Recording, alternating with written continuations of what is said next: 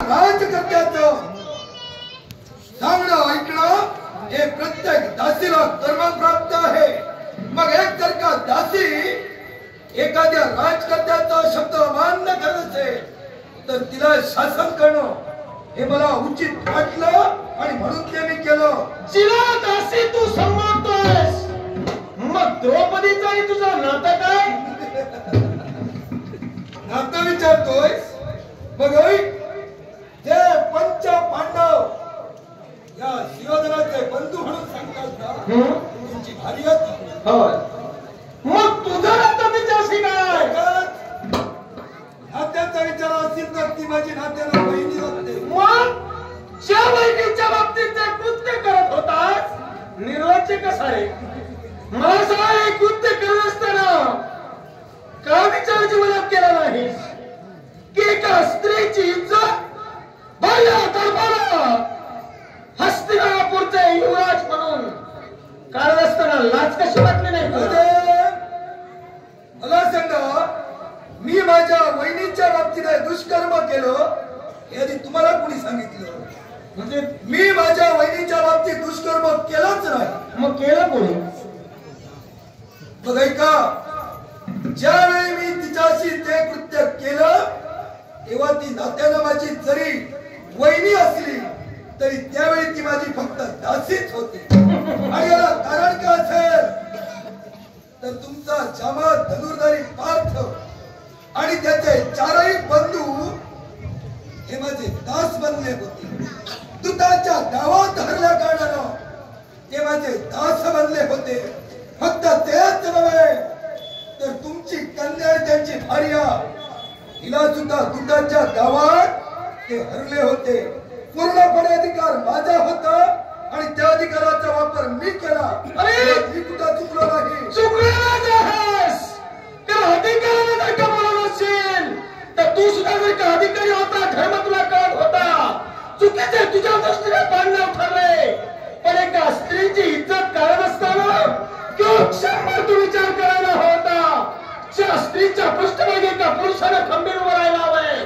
जीवनात पांडवही चुकले असतील, मी नाही म्हणत नाही, पण ज्या दुधात तुम्ही जिंकलात तिथं जर का सन्मान जीवनात केला असता त्या विश्वासवंताच्या ठाई नक्कीच तुम्ही नरकाला पात्र ठरला असता। ती सुद्धा मी संधी तिला दिली होती। ज्यावेळी तिला हस्तिनापूरच्या सभेत फरफडा दुःशासन ओढत ठेवून आला त्यावेळी आमच्या मुखातून शब्द बाहेर पडले, या माझ्या 99 राज्यापैकी एकाची निवड कर, न पेक्षा ये बटिंग माझ्या डाव्या मांडीवर। मग त्यावेळी जर का राजआज्ञा तिनं मान्य केली असती शासन करावं मला लागलं नसतं। कदाचित तुझा द्रौपदीला जिंकलीस, ती तुझी दासी बनली, पण ज्या गंधर्व पत्नीच्या किंवा ज्या जलाशयाच्या ठाई स्नान करत असताना तिला पाहण्याचं कार्य तू केलंस ते योग्य होतं? भूतलावर कुठं स्नान करावं हे जर का तिला कळलं असतं तर आम्ही जाताना आमच्या नेत्राला जे दिसतं ते पाहिलं नसतं। नेत्रानं पाहणं का पाहणं वेगळं आणि जाणून बुजून पाहणं वेगळं। तू तर मुद्दाम पाहण्याचं कार्य केलंस, तिच्या सौंदर्यावर मोहित झाला, हे तरी सत्य आहे का? माणूस म्हटल्यानंतर त्याला भावना आहे, मग त्याच माझ्या भावना तिला स्नान केलं असताना पाहता क्षणी जागृत झाल्या, मग त्या भावनांच्या आधी मी गेलो। माझं काय चुकलं? दिक्क असो तुझ्या जीवनाचा।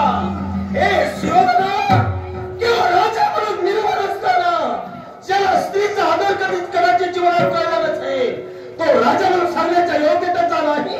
या विश्वासवंताच्या ठाई तू जर का पृथ्वी विजयासाठी पर्यंत आला तर मी खंबीर उभा आहे। या पांचाळ देशाचं रक्षण राजा द्रुपद तेच करणार आहे। आपण जर तुला समाचार आम्हाला शरण येत नसेल ना आणि आमच्या सोबत खंबीर उभे राहत असेल इथं मी आलोय त्या स्वतःच्या पराक्रमाच्या महामेरू, तू तर पराक्रमाच्या गोष्टी सांगूच नको। अरे ज्याने युद्धाला पृष्ठभाग देऊन ज्या पांचाल नरेशाशी पकडला ते तुम्ही